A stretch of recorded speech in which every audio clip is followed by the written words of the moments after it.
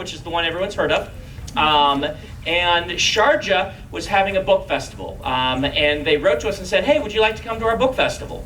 And I said, free trip? Sure. I'll fly to the Middle East. And I mean, I didn't know what I would be signing there, because a lot of places have these book festivals and they just kind of invite authors who they think are cool. It doesn't necessarily mean there's a fan base or anything like that. So I'm like, I don't know what I'll be signing. I don't know who will show up, but I will go take a free trip over there. And it was actually a very cool place. I highly recommend it if you can get over there.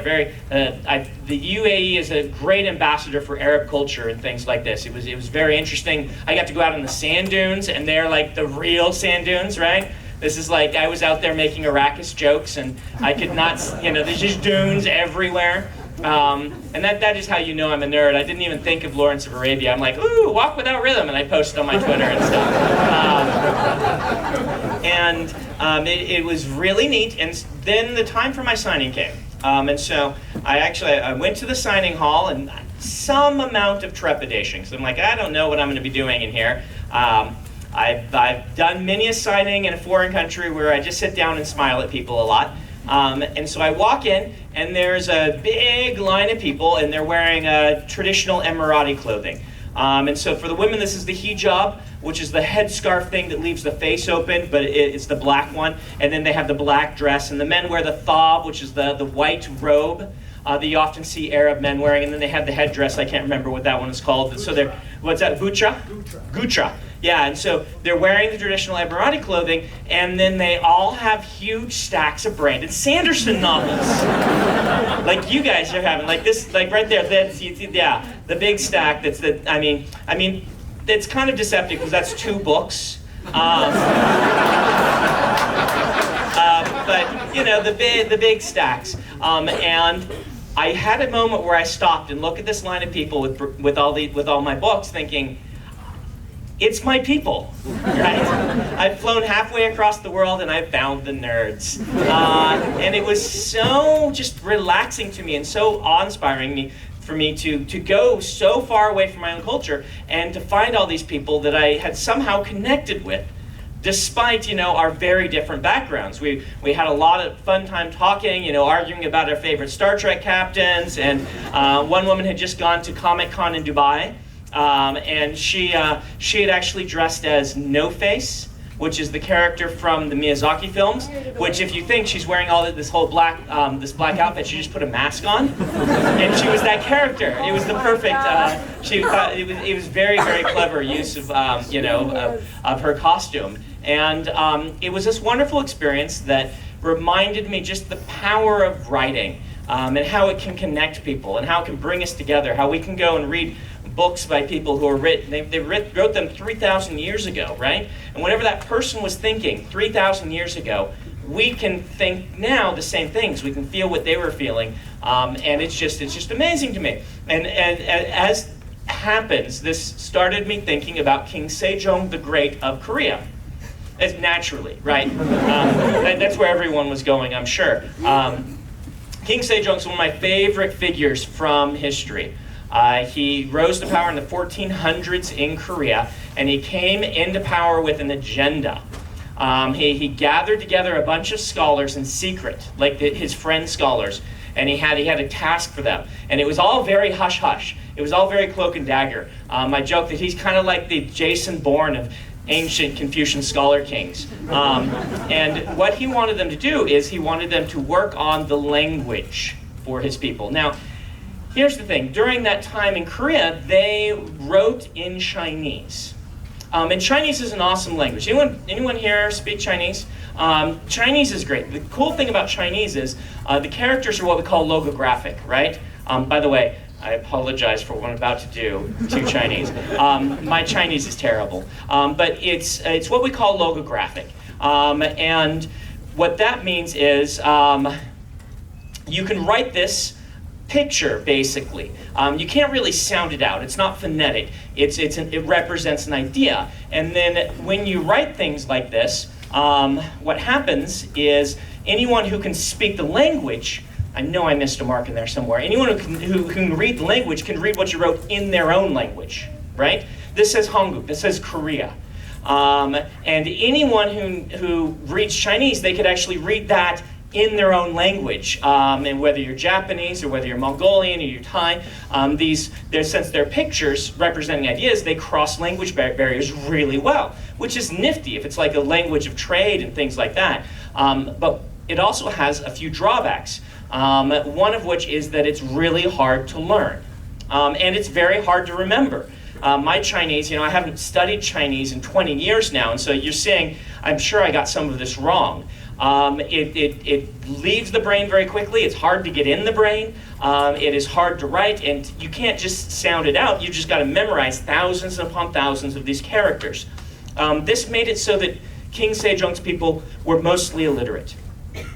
Most of his people were farmers. They couldn't learn this writing system, and beyond that, it's Chinese, not Korean, which means that they couldn't write Korean grammar with Chinese. They had to leave out all the conjugations, all the possessives, all of these things, which basically kind of made them write in caveman speak, right? It just didn't fit the Korean language. And so what King Sejong did is he had them design a writing system we call Hangul, which is one of the great writing systems in the world. It's so cool. And what Hangul did is they basically said, we're going to make Chinese characters out of a phonetic alphabet. This is an H, an A, and an N, and you kind of put them together to make something that takes in the page the same space as a Chinese character, and that's KUK, Hanguk.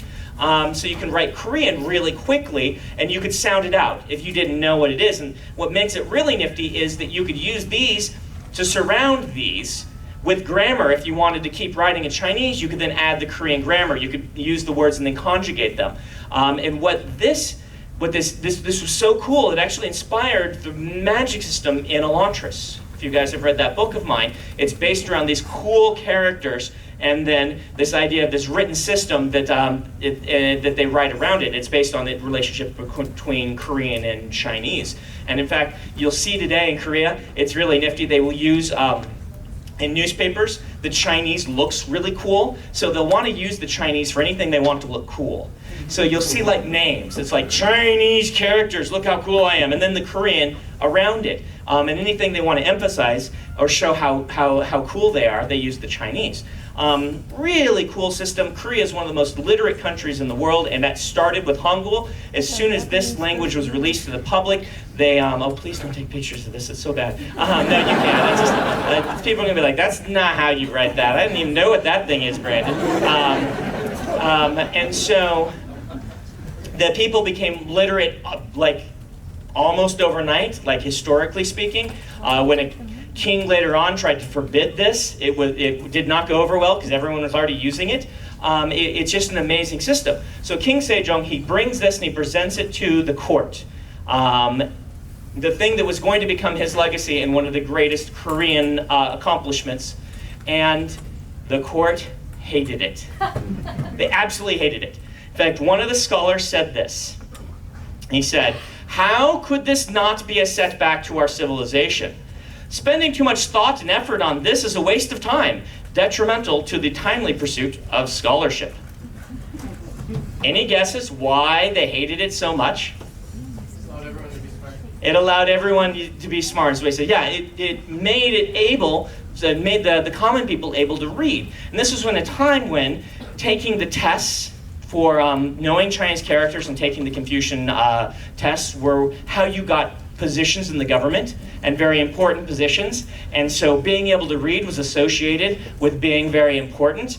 And the court hated this because it made it so easy for everyone to read.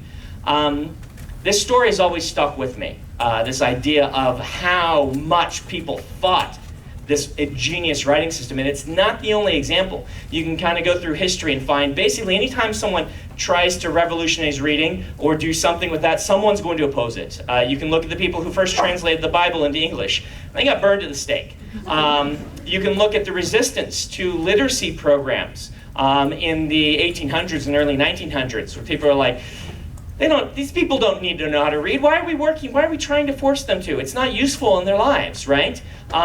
You can see all kinds of things like this. Throughout history, people have tried to keep everyone else from reading. Now, you might be thinking, okay, Brandon, we're in a bookstore. We're sold. We're already on just this bandwagon. We understand how important reading is. We got it. Well, the thing is that there's something happening today in our culture that reminds me of this, and that worries me a little bit. I'm gonna read to you a quote from a blogger I was reading a while back, and her name is Bonnie. Let's see, what's her name? Bonnie Burton.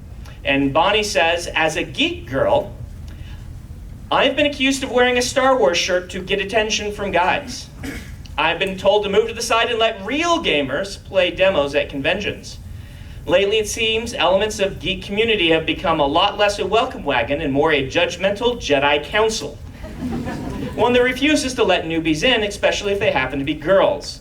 In a community once known for celebrating outcasts and underdogs, it sometimes now seems like you have to take some kind of Voight Kampf test to prove your geekdom is legit." And to prove hers is legit, she used the Blade Runner reference. It seems like the more, over the last 20 years in particular, geek culture, science fiction and fantasy, nerd culture, this has become mainstream stuff. Lord of the Rings films, the movies that we love. And as it's become more mainstream, it almost feels like, well, not almost, it feels to me like the entrenched fans have circled the wagons. And we're saying, oh, you people are not real fans. You're not allowed in. In fact, I've seen myself doing this. I remember reading one of my great loves is the Teenage Mutant Ninja Turtles original comics that I read back in the 90s by Eastman and Laird. And when those took off and became something everyone loved, I was indignant. I'm like, you guys are not fans of the Turtles. The Turtles don't wear different colored masks. They're all red. And they were, just so you know, there's your factoid. We had to work to keep our turtles apart. And, comic books, the films are becoming big, and you go online and there are people like, these are not real fans, these are not real fans, and it happens in fiction a lot. How many of you guys, and I've done this, which is why I'm thinking about this, how many of you guys have made fun of Twilight? Yeah.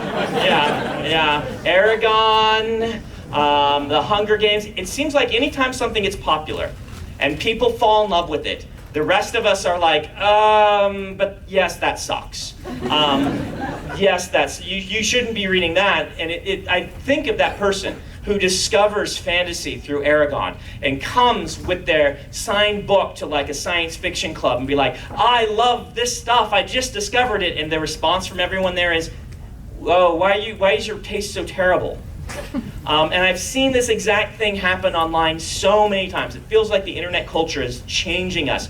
So instead of being like, yay, you love the stuff we love, it is, how dare you love the stuff that we love? And this worries me. It worries me a lot because I spent several years in higher education. I've got a master's degree, and every day was a fight against the people who told me that science fiction and fantasy wasn't worth reading or writing. Every day I got an A- from a professor. My only A- in my master's program was the class where I turned in The Way of Kings. Which, for those who haven't read it, it's done kind of well.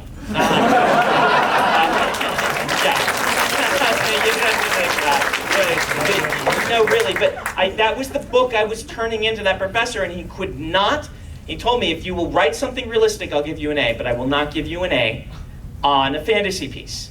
And I gave him a fantasy piece.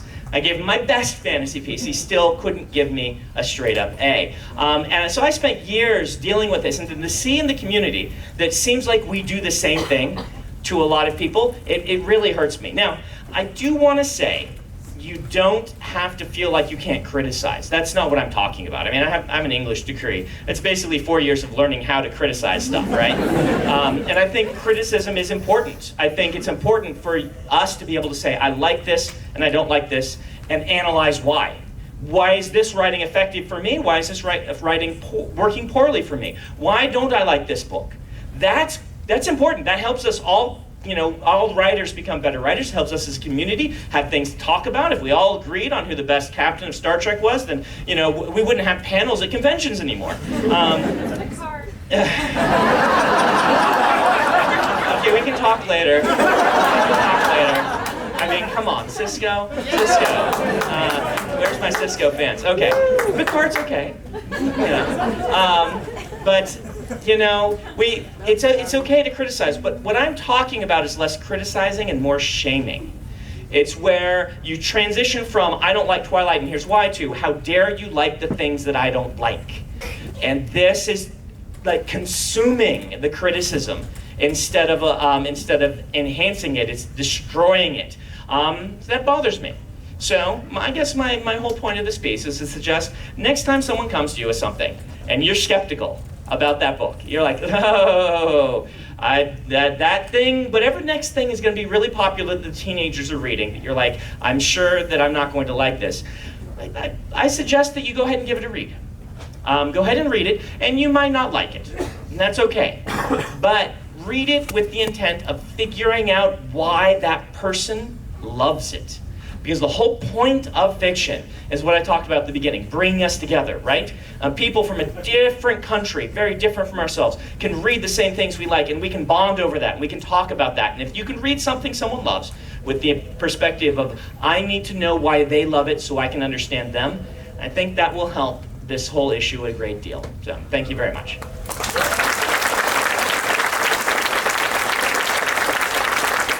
I'm not trying something else, I'm just hiding that. For the eyes of the people who speak Chinese. Okay, we're going to go ahead and do the Q&A now. And I'm going to throw prizes out, the ones you've probably already seen. We have Mistborn headphones. Yay! The Mistborn, the people who do the Mistborn audiobooks wanted to remind us that, hey, we make audiobooks. So they sent these along. So I'm gonna pass these out forever. Whoever asks a question, you can have one. But if you already have one, give it to somebody else, because some of these people came up and got their books signed already and picked them up. So what do you guys in this section? Do you guys have any questions for me? Yeah, go for it. So I'm not sure how spoiler. Okay, try to not ask spoilery questions. Okay. So if you can talk around it, yeah, that's fine. So during the chase in Shadows itself, yes, the last one, yes, you seem to imply that conservation of momentum is... Yeah. That allomancy follows the conservation of momentum. Yes, so it is. It does follow the laws of conservation of momentum. Okay. So that was very intentional. All right, right back here. I know it's impossible to narrow it down to a single favorite author, but if you can narrow it down to a few, what do you pick? Few favorite authors. Robert Jordan, pretty obvious, right? Terry Pratchett, Anne McCaffrey, Guy Gavriel Kay. There's a lot recently I've been reading. The last few books I read, one by N.K. Jemisin, her new one, which is really good. It's got a viewpoint in second person, and it works. So you English majors out there, it'll blow your mind. What's that? The audiobooks, I didn't do the audiobook, I just read it. I read Jim Butcher's new one, that one is very good. I read Naomi Novik's Uprooted. Uprooted, go read Uprooted, it is so good. I read David McCullough's The Wright Brothers. That was good. It's not like, it was fun. So there you go, those are the last ones I read and some of my favorites. How about this, is there like a younger person over here? Do you want to come up and run these around for me, and as a reward you get to have one? Is that okay? So basically just take like a pile of them and run them to the people. Whenever I call on them, give them one, okay? And what's your question? I'll let you ask one. This is a little spoiler. Do you plan to have anything to do with nigrosyl and chromium? They seem like they have a lot of potential to them. Yes, I am planning to do a lot more with nigrosyl and chromium in the Mistborn books. You'll find out a lot about what the ferrochemy of those does, okay? All right, so run one to her first, and then we're going to go back here and you'll run one to her. I already have one. Okay. I have a really good idea, and then you read a book and realize somebody's already written that. Oh. What do you do when you have a really good idea and then you read a book and somebody has already done that idea?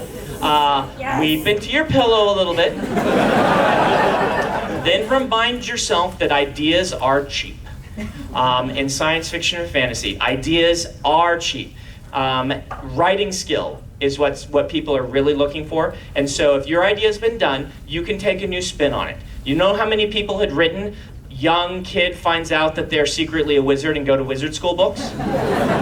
I mean, there are so many of those. Diane Duane did a really great series of them. I think it's called So You Want to Be a Wizard or something like that. And so, you know, don't let that destroy you. Ask yourself, why? What is my unique take on it? What's my perspective on it? And go ahead and do it. A ton of people had done heist novels as fantasy books before, but I wanted to do one, so I did. All right, right here. Will I ever do a prequel to Mistborn? It is unlikely that I will spend very much time with prequels because as a reader, I'm not terribly fond of them. Since I already know what's going to happen, it ruins some of the story for me. Though the video game, which by the way is taking a long time and I have no updates, it was going to be a prequel. And so that sort of thing, you might see mediums like that. And it's not impossible that I will do something like that. You might see a novella or something like that. But it's unlikely. I'm unlikely to do like a whole series about, you know, Alendi and Quan and people like that. It just, yeah. All right, let's do some over here. So right there. Are you ever going to, or how many books were you planning on, if you know the number, for the Reckoners? How many books am I planning on for the Reckoners? 3. Just 3? Yep, I plotted it out as 3, and I have written them, and it is done, and the ending, I think, is pretty spectacular. So I may return to that universe, so don't, but that story is done. We'll go right here to this guy. In Alcatraz, Yes. Quentin says, "Wasing not as wasing is." Yes, yes. Is that Yeah. just a reference? That's just a reference. So in Alcatraz, I make occasional weird references to the Mistborn books and to the Wheel of Time. I think he had, at one point, he claims that his mother killed Asmodean. And this is because the Alcatraz books break the fourth wall. They're self-referential. It's not implying that they are connected to the other books. They are just done for pure silliness sake. And so I let myself just, you know, do things like that. And if you are a fan of those, we are re-releasing them starting in January with new art and new covers and interior art. And one of the fun things we're doing is we're testing this out. I would like to do it for some of my epics. We're actually making the dust jacket inside have the world map in full color. And so you take off the dust jacket while you're reading your book, you spread it out, there's the world map there, then you put it back on, keep your place, and put it back on the shelf. And so this is something we're testing out to see if we can get it to work for like the Stormlight books or something like that. And then the 5th book of Alcatraz, previously unreleased, is coming out in June, is what they're planning right now. Publication schedules always vary a little bit, but it's going to be within right around then. So there you are. All right, so right here. I really love the Emperor's Soul. Are there going to be any more stories set in that? Are there going to be any more stories set in the Emperor's Soul time? You will probably see Shay again, but I can't promise I will do another story just about her. That's in part because the Emperor's Soul turned out so well that it's one of those things that feels like it should be left alone. It is like not everything needs a sequel, and in some ways it was so successful that it's better not to do one, if that makes sense. All right, let's do right here. How do you, when you start down, you sit down to write a book. How do you go about deciding on your world building and plot layout? So how do I decide upon my world building and plot? First, I'm going to give you 2 resources that you should maybe write down if you're a writer. The first is writing excuses. Writing excuses is my podcast. It's about writing. We do 15 minutes a week of cool writing advice, myself, Mary Robinette Cowell, Dan Wells, and Howard Taylor. And you should start with January of this year. We get better and better each year, and this year turned out really well. It's kind of, this year we walk you through writing a novel. We start with January with world building, or with brainstorming. February is world building. March is beginning, stuff like that, and just go straight through a novel.